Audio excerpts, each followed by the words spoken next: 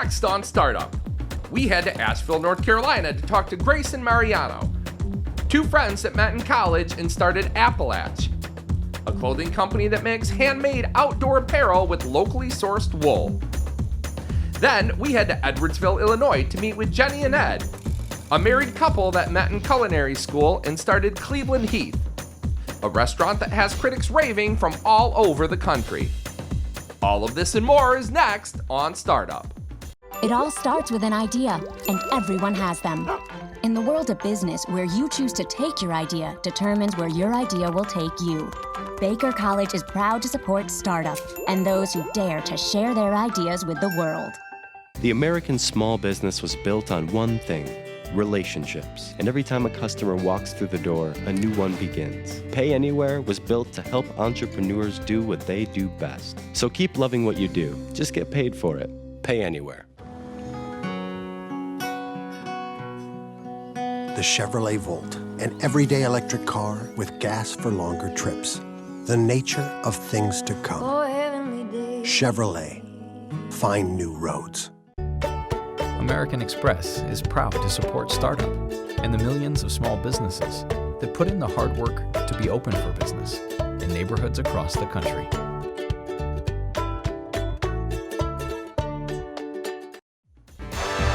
My name is Gary Brado, and I'm a documentary filmmaker and an entrepreneur. The economy is in less than perfect shape, and when the jobs go away, there's nothing left to do but get up and get creative. And there are people all over America doing just that.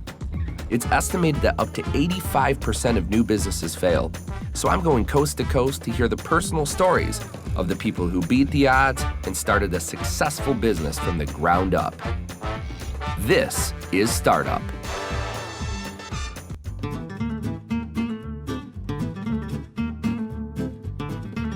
I'm on North Main Street in Edwardsville, Illinois, and I'm gonna go talk with Jenny and Ed, who created Cleveland Heath, an American restaurant that has critics raving all over the country. Let's go hear their story. Farm to Table refers to a movement concerned with producing food locally and offering this food to local consumers. Linked to the local food movement, Farm to Table is promoted by some in the agriculture, food service, and restaurant communities. Jennifer and Ed met in Salt Lake City while attending Culinary Institute of America, and after working at some of the country's top restaurants, they decided to bring their talent for credible comfort cuisine back to Jennifer's hometown. Tell me about yourself, your history, your past, like education, a little bit about work. I went to high school. I grew up here locally. After high school, went to college in Springfield, Missouri, studied biology, and then from there, Salt Lake City, which is where we met. I graduated from the University of Utah in natural resource management and was simultaneously working in restaurants. When did the moment come when you decided that this was going to be it and not a stepping stone to a real job, so to speak? Yeah, we were sitting in her apartment, and it was kind of, for me, all the moments of my life had come to a head. I was done with college, working for the federal government. I quit my favorite job at the brew pub. I said, well, if it weren't for me, what else would you do? And he was like, well, I'd go to culinary school. And I was like, then let's go to culinary school. Obviously, the passion was food and restaurants, and we decided to take it to Napa and go to Culinary Institute of America. Being a couple in a business is a feat in and of itself sometimes. It's really hard. So talk about you guys meeting and some of the challenges you had to overcome with this whole venture.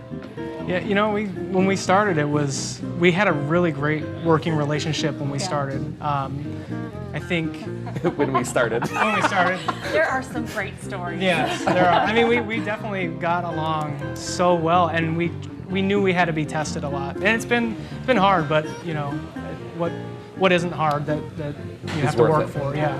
And I think for us too, we still see the restaurant as the common goal. So if we're stuck on something that's really like bothering both of us, it really boils down to what's best for the business. How important is time apart compared to time together? You know, we're together probably 20 out of 24 hours a day. That's a lot. A lot of days. It's a lot. I think we're both kind of introverted, and so time apart is really, really important to kind of reset yourself, but it's also really hard to find.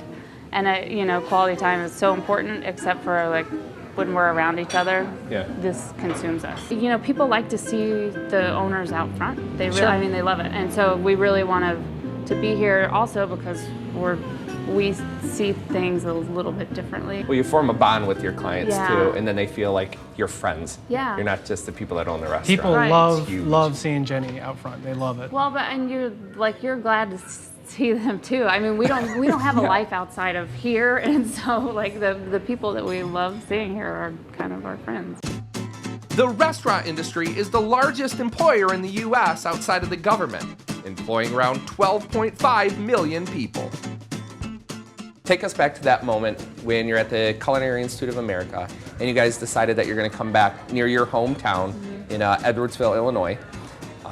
Tell me the whole story from beginning to where we sit today. My sister texted me that there was an open restaurant space in downtown Edwardsville, and I was joking, but I was like, could you have Ryan go check that out for us, please? And so he was nice enough to come over here and met with the landlord. And they decided, well, we want to open up a restaurant somewhere. They were coming out of culinary school. Yeah. They weren't sure if it was Utah, for example, where Ed's from, Right. St. Louis area or something like that. I said, well, if you open up in the Edwardsville area, we can help you out.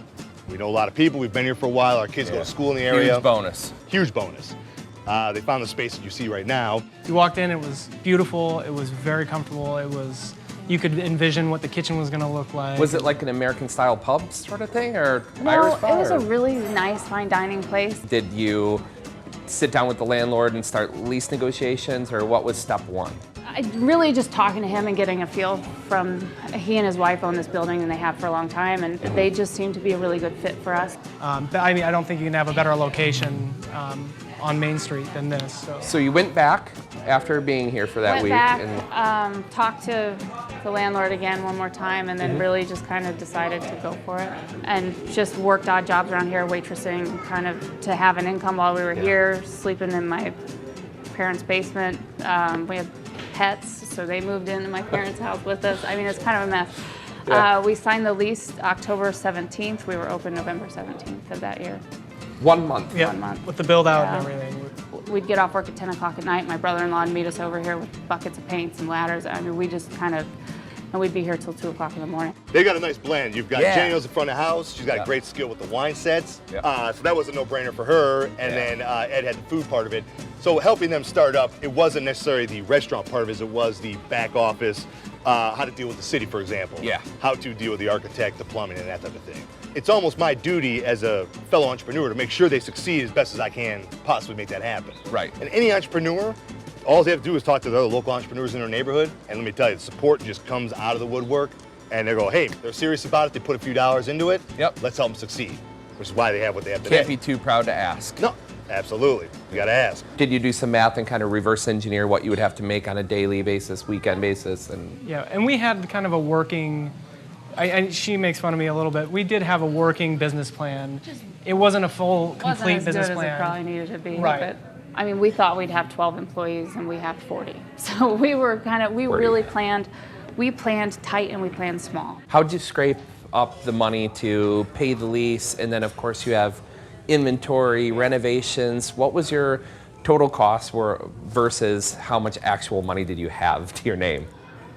We had about $0 to our name. Yeah, you have a little more than me. Yeah. So we moved back. I had secured what I thought was going to do it, and it was really just a loan through a credit card company, which is not a great idea, I know. But when we got back here, we had already moved, and it fell through. And it was like $25,000. You know, not a lot, but still a lot to sign your name to when you have nothing. Right. And so my family kind of found out, and my grandmother offered to loan us that to get going, which was, I mean, a lifesaver. The really good thing about being able to open up a business without a lot of money is that you end up without a lot of debt. So you guys going into your third year, or in your third year, are you broke even? You're turning a profit? You're making money? Or? We've paid everyone back. Paid off the credit card debt, thank God. Paid my grandma back, and we're able to pay ourselves, which is great. I mean, That didn't happen for the first couple of years. for a That's little a while, success for sure. story in and of itself. Yeah. The paycheck I don't take for granted, that's for sure.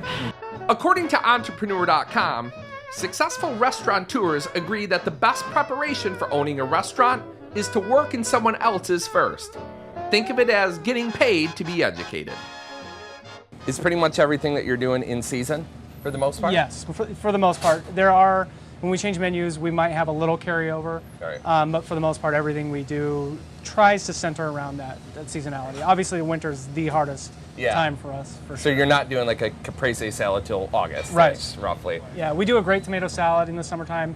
We get requests for it in the winter, and we just say, you know, you're not going to get great tomatoes this time of year. So Going into this, how did you decide what the theme was going to be? Deciding, is this kind of a classic American?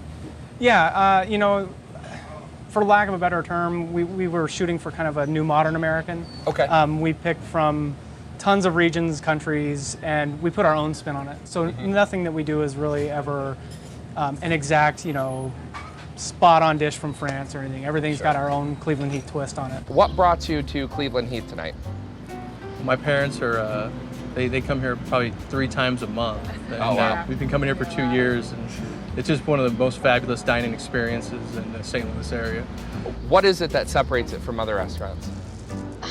The service is always exceptional. The food is always delicious. The cocktails are good. Not that I should be saying that right now, but he's like, I like those too. It's just always delicious. We always leave really uncomfortably full and very happy. So How does it feel to have done it, to succeed? Do you ever stop and say, wow, we did it? Like something like that?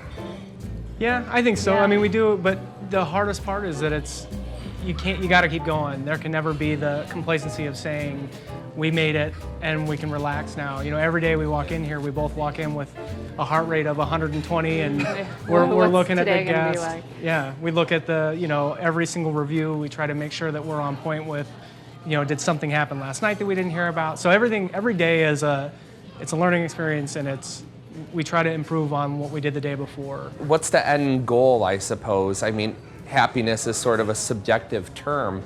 What is happiness as you would define it? I think happiness for us is getting back to a place where you have that kind of daily freedom to Balance in your balance, life. get out of here, you know, do what makes you happy. And I think we're getting there. Well, thank you guys so much for meeting with us, and I wish you nothing but the best success in the world for the future. Thank you so much. There are a million ways to start a business, but how did Jennifer and Ed do it? Let's find out. They started with about $200 in the bank and a credit score of around 725. They borrowed $40,000 from family members to open the business and made $166,000 in their first year, taking only a slight loss.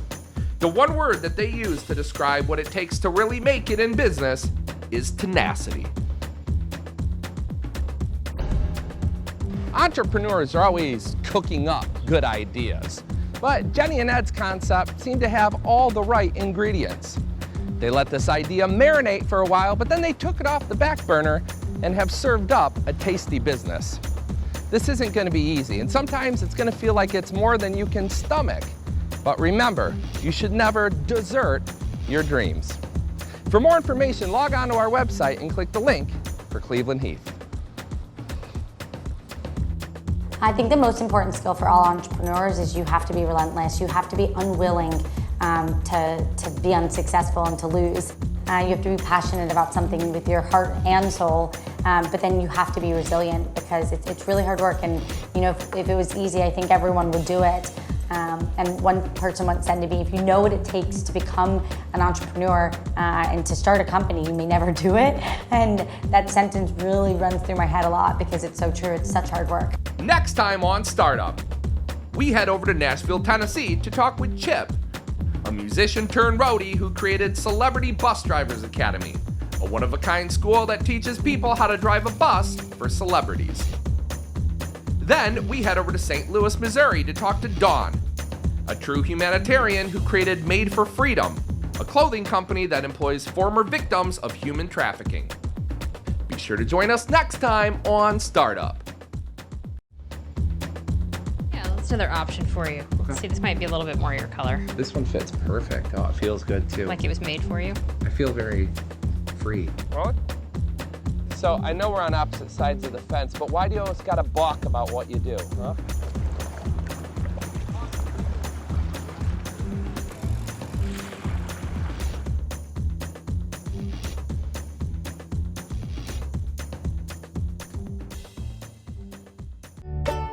American Express is proud to support startup and the millions of small businesses that put in the hard work to be open for business in neighborhoods across the country.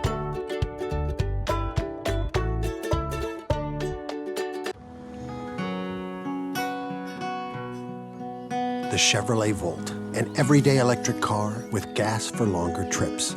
The nature of things to come. Chevrolet, find new roads.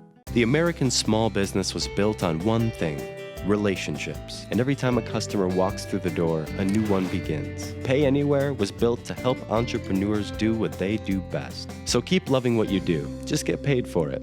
Pay Anywhere. It all starts with an idea, and everyone has them. In the world of business, where you choose to take your idea determines where your idea will take you. Baker College is proud to support startup and those who dare to share their ideas with the world.